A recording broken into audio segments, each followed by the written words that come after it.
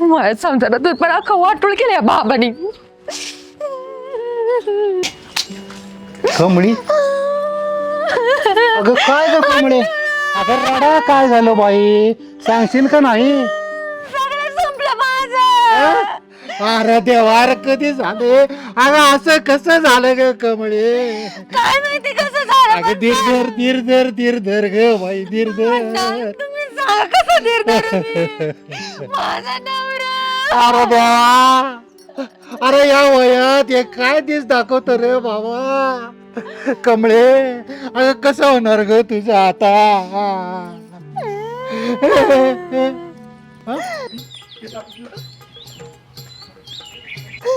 जावय बापू, हे कमळे जावय बापू. कशाला इकडे आली बोंबलत? गप्प तुम्ही. अगं मग रडत का होती?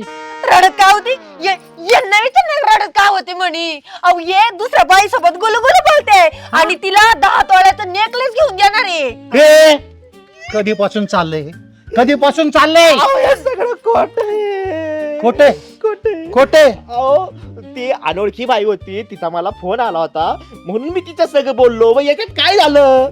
आणि तिला 10 तोळ्याचा नेकलेस पण घेऊन देणार त्या सटवीला सांगा ना.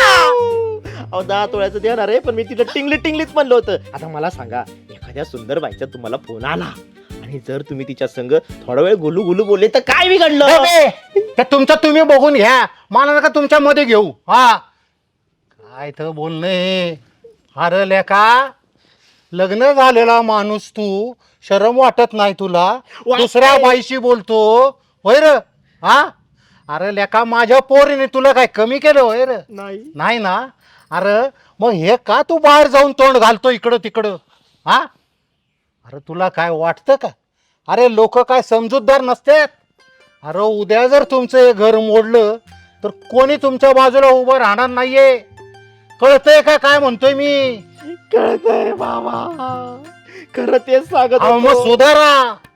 सुधारतो आता, यापुढे माझी चूक नाही होणार. हा कमळू, मला माफ कर कमळू. सोडा माझा हात.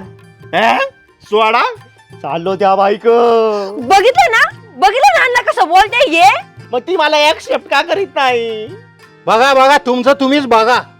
तुम्ही ना असं नाही ऐकणार. नाही जातो. शिस्तीत घरी निघायचं आणि खुरपाय निघायचं माझ्या समोर. वा तिकडं चालले म्हणे बाईकडं. काय नशीब आहे.